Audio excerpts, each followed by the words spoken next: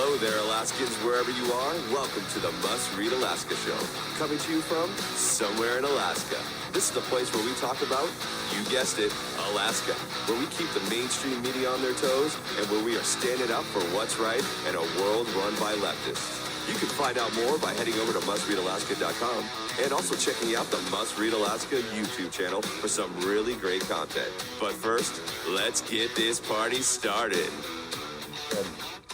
Well, welcome aboard, everybody, to the Must Read Alaska show, coming to you from somewhere in Alaska. And I happen to be in Skagway today. If any of our readers are in Skagway, I hope you'll look me up, because we can go grab a cup of coffee at the Glacial Coffee House, which I think is the only place in town that we can grab coffee, or meet you for a beer over at the Skagway Brew Co.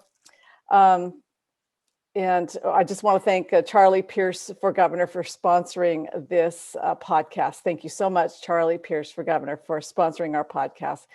And so for everybody who's tuning in on Facebook, good morning. And for everybody else, you'll be catching us on Apple iTunes and Google Play and all the other providers that, John, you know the whole list by heart, right? Yeah, we're basically anywhere you can find a podcast. We're fortunate enough on Podbean to be the #2 government podcast in the whole U.S., which is very exciting. So keep tuning in, keep downloading it. We're actually on iHeartRadio as well, which is awesome, which we were able to create a partnership with them, 6 months ago. And every week, every month, we seem to be reaching more and more listeners. Thousands of listeners. It's fabulous. It's really good stuff. Yeah. Yeah. Well, what's going on in Nikiski today? Well, thanks so much for asking. So we had a cool event last couple of days. The Republican women of the Kenai, if I'm getting that right. There's a couple out here. Nicholas Bagich. I think it's Kenai Peninsula Republican Women, KPRW, I think is. I always have to check. There's two of them out there. Yeah, they hosted them, and it was very well received. The governor came out and kind of gave his spiel and a little update on what he's doing with the state. And he is liked out here. Whether we think he's not doing all he could be doing sometimes. I think he's well liked out here. So it was a well-received event. Tuckerman Babcock gave a talk about ranked choice voting, which I think is super helpful. I hope that Tuckerman can, he probably doesn't have time, but it'd be awesome if he could go do that all over the state, because Tuckerman is one of the smartest people I know in terms of knowing all the rules and the little things about not only just the Republican Party, but this new ranked choice voting. And so I think he was able to lay it out for folks exactly how it worked. He had, I think, sample ballots for folks to think through and look through on who they were going to vote for, if they're going to vote this way, how it would go in the ranked choice voting. And I think people walked away, just hearing some folks that have went there, they walked away feeling like they knew a little bit better on how ranked choice voting went. They went in there not knowing anything about it. And so they kudos to this group for putting on this event. It was very fruitful for folks out here on the Kenai.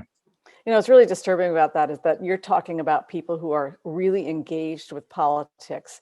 And these are the Kenai Peninsula Republican women, their spouses who are associate members often, and other interested people.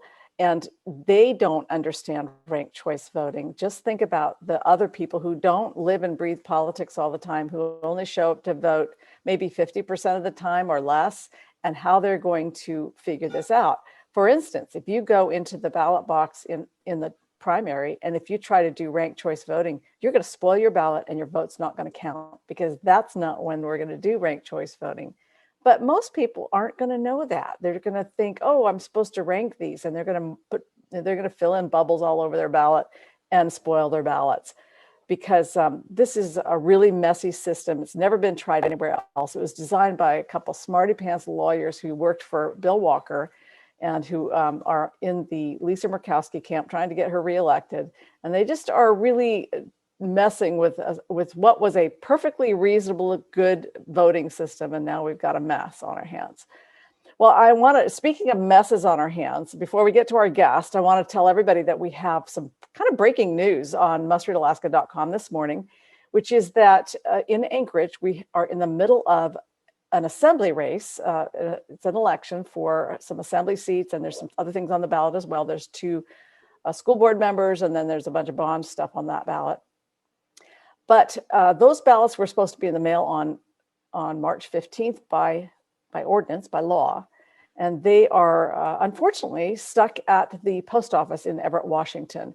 People over the weekend said they're not getting their ballots. They haven't gotten their ballots. Now, of course, campaigns spend a lot of money to reach people this last week, they spent a lot of money trying to reach people when those ballots arrived. They were doing all kinds of messaging. They had leaflets on doors and flyers in mailboxes and ads up on radio stations, and they bought social media based on the fact that people were going to receive their ballots on the 16th of March.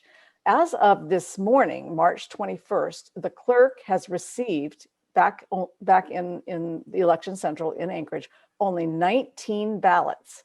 Normally, she would have received thousands of ballots by now, but she's only received 19. So this is actually a terrible failure to perform once again for the Anchorage mail-in voting. This happened last time the Anchorage election office ran the mail-in voting system for the last Juneau election, and 8% of those ballots were thrown out for various reasons. So 8% of Juneau people were disenfranchised in their mail-in only system. And now we've cut out, if you had to have those in the mail on the 15th, we've lost a week of being able to make sure that people get their ballots. People leave town. I mean, I'm out of town. I'm not going to be able to vote till I get back. I probably don't have a ballot back in my mailbox, but these are real concerns.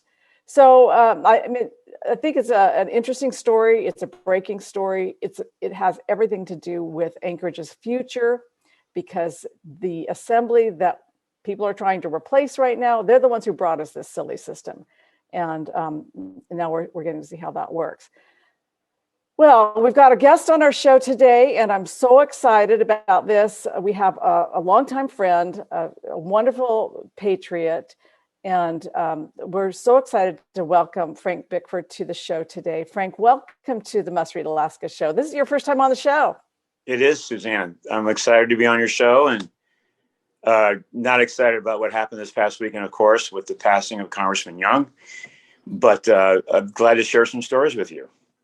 Right. And so that's why I asked you to be on the show today, is because, every one of us, I think, who's known Congressman Young for generations, and you and I have, I've known him. I think I met him when I was in high school because it was a sort of a brand new congressman in 1973. Well, I was in college then, but he was in the Alaska House of Representatives. So I knew him then. I lived in Juneau. I was in high school. And then he went on to be the congressman that I've known for most of my life. I mean, I never actually met Nick Begich the first. He was a big, important congressman. And let me tell you, they didn't fly back and forth from Washington, D.C. back to Anchorage all the time. And I was in Juneau, so he wouldn't have come there anyway. And actually, Congressman Begich died in 1972 on October 17th, I think it was. The plane went down over the Prince William Sound somewhere. It was never found. And so then after that, they had a special election, and we've known Congressman Young. And you worked on one of his campaigns, and I wanted to hear about this. So give us an idea of your history with Don Young. Well, so I first came to Alaska in 1980.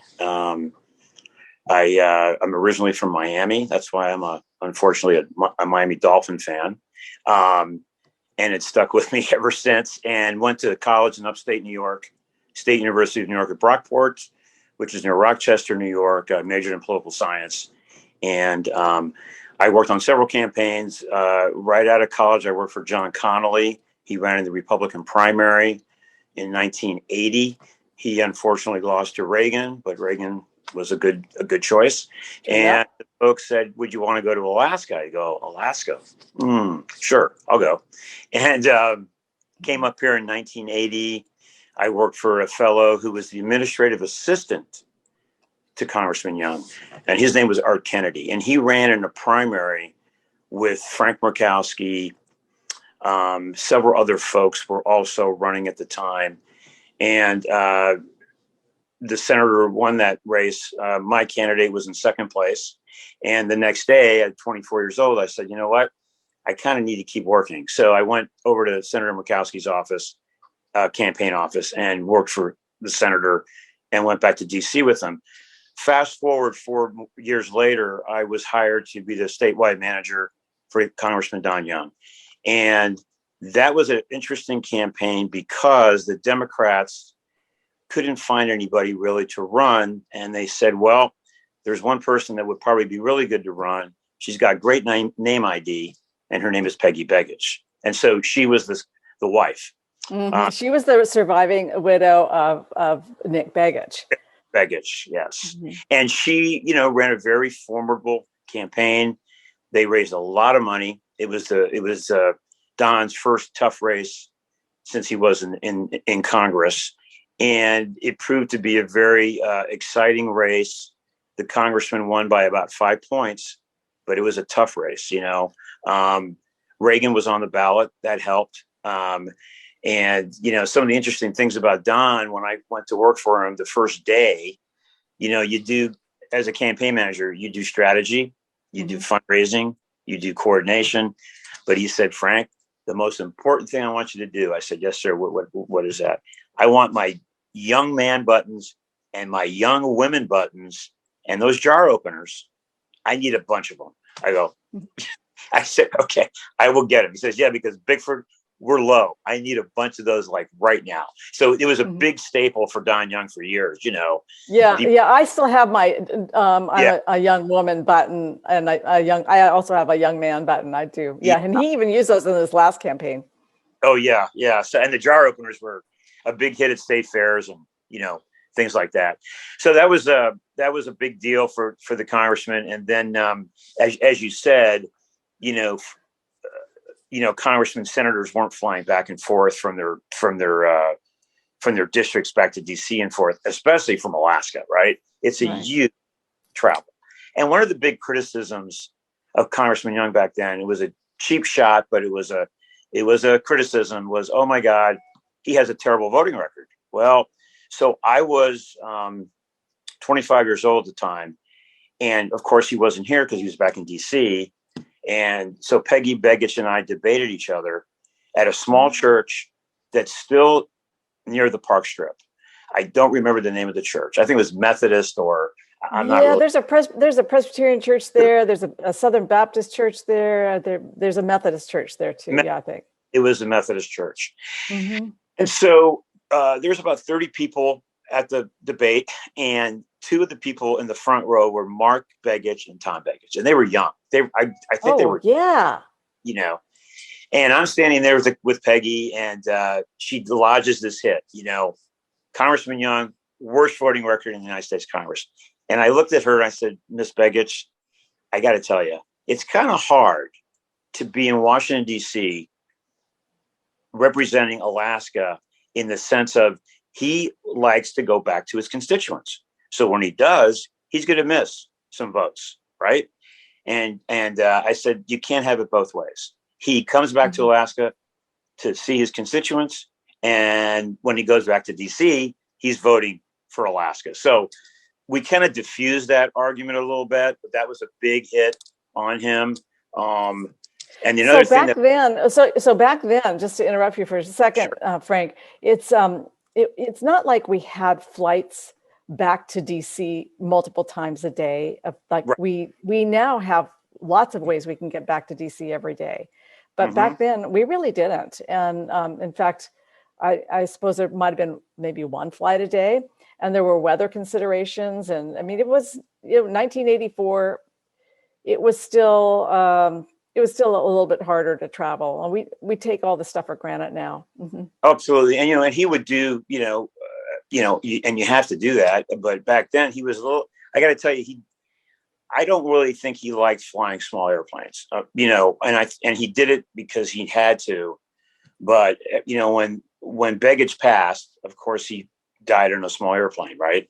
So that was interesting. But you're absolutely right. It was tough, but he did it. And one of the big things that Don did was he was very, very representative of rural Alaska. The Alaska Native vote was very important to him.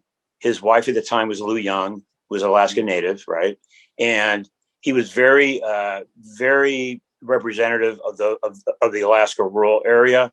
And so he would go back there as much as he could. And they were always important to him during election night because their votes would come in near the end. And in elections that occurred after 1984, that was an important block of votes, always a very important block of votes. Well, Frank, he was never a landslider, right? He never won anything much by landslide. The only time he ever won by major landslide, maybe proportions, was later in his career. I think he did very well against Dunbar. He did very well against Galvin. They weren't huge numbers, but they were bigger than his previous races. And then he had some interesting races. So Sean Parnell's dad was a very independent type of politician back in the day, and he ran against Don Young. Well, wasn't he a Democrat? He was a Democrat, and Don, the one election he ran against him, I think Don got 70% of the vote, and Parnell, his name was Pat Parnell, he got 30%. Yeah. Well, Frank, I think I love the stories. I have a question for you. I know that everybody has their kind of favorite Don Young story. Since you've known him for so long, share with our folks one of your favorite personal stories that you have with Don Young. What's one of your favorite memories of him and you? Well, the first week of the campaign, beside the fact that I had to go get jar openers and buttons, right? He actually came to town to speak at the Hilton at the Chamber of Commerce luncheon. And as he's walking in, there's a field of protesters, with signs, and very active, very vocal. And somebody supposedly heard him say, well, they're a bunch of communists. Those folks are a bunch of communists. And so I'm at headquarters. I'm not at the event, and my phone is ringing off the hook, right? And there's reporters are calling me, Bickford, what's this thing that he called these folks communists? I go, wait a second, hold on. First of all, he didn't call them communists. He said like-minded folks that believe in tearing down America, those folks, I believe, are communists. But the people that protested aren't. And the congressman called me after it happened, and he said, Bickford, he said, never apologize for me. I said, Congressman, I didn't apologize for you. You weren't here. You were at the event. He said, okay, I understand. It's good. So he was, Don was combative in a good way. And it's interesting. If you read or talk to some of the folks that ran against him, Don was always cordial, and even with a lot of the folks that ran recently, he was very cordial with them. But when it was in the time of an election, it's like a football game or a baseball game. He just did, the best he could during that time frame. But when it was off, in terms of off camera or not during a debate situation, he was very friendly with his opponents and very much, I believe, a constituent type congressman, because there was a lot of instances where people needed help, and versus a lot of other national elected officials, he took the time to do that. And he didn't care if you were a Democrat, Republican, independent. He was just very fair when he did those that kind of representation. One of my memories of Don Young, when I was the chief of staff for the borough, we had some issue that we were dealing with, and we were reaching out to Sullivan's office and Murkowski's office and Don Young's office. And we got a call back from Sullivan's and Murkowski's office, and it was one of their staffers. And I pick up the phone Pam, our receptionist, says, "We got somebody from Don Young's office on line one." I pick up the phone. It's Don Young. He's like, he called personally to see what the heck the Kenai Peninsula Borough needed help with. And there's probably not too many congressmen out there that do that kind of stuff. So for sure. Yeah, it's interesting because he knew so many people, and he had such a big footprint in history for us. Because think about him being the mayor of Fort Yukon, and then going to the Alaska House, and then since then he of course ran for House and lost, but for U.S. House and lost, but then ran again and won. 1973, sworn in on March 14th, 1973. And I think some of the things around the calendar are really interesting. So you had Nick Begich's plane going down on October 17th on the way to Juneau, and he died. And then the next March 14th, Don Young being sworn in. And then this year you have Don Young dying on a plane, essentially, on his way back to Ketchikan, then Juneau. He had an event in Juneau. And, it's in March, just 4 days after his 50th anniversary, or his 40th. Yeah, he started his 50th year as congressman. And, really, I look at it and I see that he kind of went out the way he wanted to go out, because he wanted to serve Alaska all his days, and he did. And he didn't suffer. He died suddenly. It was a rather instantaneous kind of a situation. He didn't linger. And I mean, my goodness, what an incredible legacy. Absolutely. Yeah. I saw him late last year, and he, always active, always engaged. If he wasn't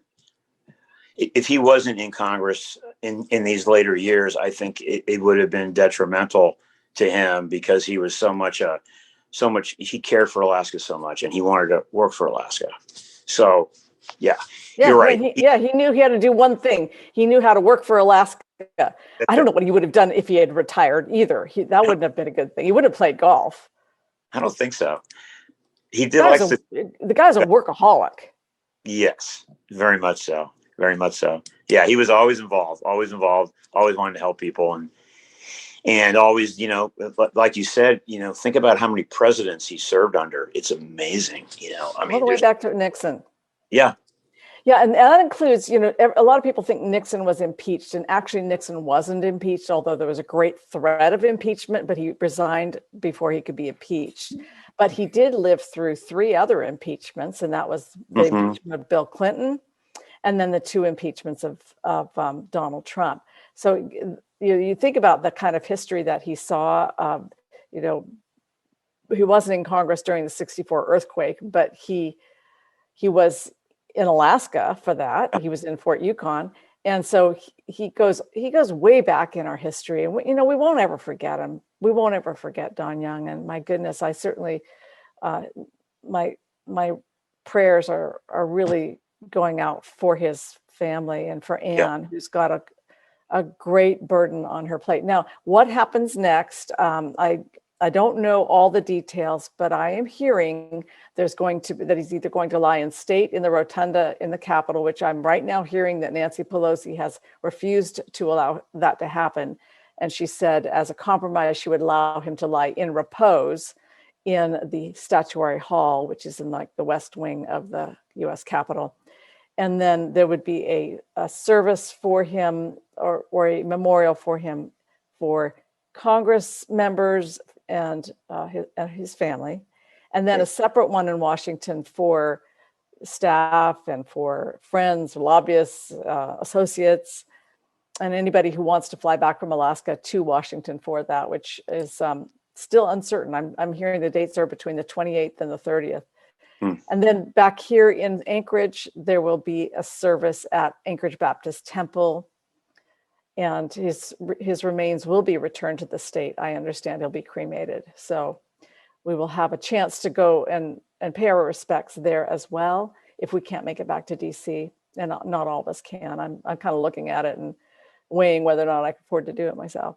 Mm. And then the governor, of course, has a big decision here to make. And today he will announce at 11:30 this morning kind of what the path forward is. And it's a difficult path forward. He can't just appoint somebody to that seat, even though here it is in March and we don't really have representation. Right now, we have no representation in Congress. And we won't until we get through a special primary and a special general election. And I think today at 11:30, he's going to describe just how difficult this is going to be in terms of the logistics, because you've got to get those ballots out to the overseas voters, the military voters, 45 days before the election is set. So the primary cannot be until at least May 24th. That's a Tuesday. That's about the earliest you could do it. And I don't even know if anybody read the story that I wrote over the weekend on Sunday with the paper shortage. I don't even know if we can do it that early. There is a severe paper shortage across the nation, and all election offices are having a real hard time finding paper to print ballots and paper for the envelopes that the ballots go in. So the governor will have to take a look at that. And I have heard that the lieutenant governor is very concerned that we can actually pull this off with a special election that requires not one, but two. Under ballot measure 2, we have to do 2 elections just to get a temporary person. So to be clear, everybody, we have 2 elections happening. It'll be the permanent election for, the regular election in August 16th, which is the primary, and then the general in November. But before that, we have to find a temporary person. And that temporary person is a special election, which according to ballot measure 2 has to be a primary and a general. And so when I was talking to the administration this morning, I was getting the impression that they don't think that we will be able to have a representative until at least mid-August.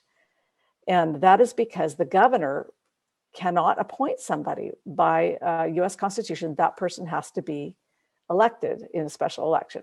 And that when I talked to the administration, they cited the section of the U.S. Constitution that I was unaware of, but that person, either a senator or congressman, they have to be elected to that position. So we'll find out more today. And if you check on Must Read Alaska later, we'll have a lot of details about how that goes forward. But in the meantime, you should definitely look at the stories that I wrote over the weekend, because I think they're going to tell you a whole lot about what the actual calendar, the realities of the calendar, the realities of staff shortages for the Division of Elections, the fact that elections offices all over the state, all over the nation. In fact, I was talking to somebody in the Mat-Su borough, and they're having a special election that involves they want to pass an ordinance to create term limits of the Mat-Su. They can't find paper. And so this is a real issue for everybody. But we'll have more on that later today. Any other questions for our guests, John? Well, Frank, what do you think you're going to remember Congressman Don Young most for? I would have to say just the fact that he was such an advocate for our state. He just was an amazing advocate, and just so much involved on so many issues, and so knowledgeable on issues. I don't know if we'll ever have anybody like him again. I don't know. Our congressional delegation, they do a good job. I think that Don Young was the champion of that delegation, and he's going to be hard to replace. That's what I remember that. You know what I'm going to remember him most for is I just appreciate the fact that he was himself. He didn't go around apologizing for the way that he was. There were some things that he said that I might not have said, but Don Young was old school. He was raised in a certain era, and I think it's great. Right now, everybody's always apologizing. And I just appreciate the fact that he just went through and he didn't apologize. He didn't apologize for the knife incident with John Boehner. He just kind of kept moving on. And I think that's in politics, you start apologizing and man, I tell you, it's over. And he knew that better than anybody. So he just kept moving and lived to fight another day. He was quite a fighter. And I admired him, and I'm going to miss him. And I think we're all processing our grief in a different way. Frank, are you going to go back to the memorial service, do you think? I don't know. We're in session. I'm here in Juneau. I don't think I'll be able to, but I will definitely try to go for sure to the ABT services. Yeah. Yeah, well, we'll see you there at least for sure. So for everybody, this is the end of our show. And if you're, we really want to thank Governor Charlie Pierce for Governor for sponsoring our show, right, John? Is that how we say it? We say Charlie Pierce for Governor is our show sponsor. Yep. And for everybody else who is tuning in, check us out on mustreadalaska.com. It's the conservative side of the news. We have probably 4 or 5 news stories every day. We have columnists. I've got a bunch of fresh content coming up later today, and especially stories about what's going to happen in this very, very unusual situation with Don Young's passing, and how we are going to end up trying to find a new temporary and a permanent replacement for our Congressman for Life, Don Young. So until next week, we're signing off from somewhere in Alaska. Thanks, folks.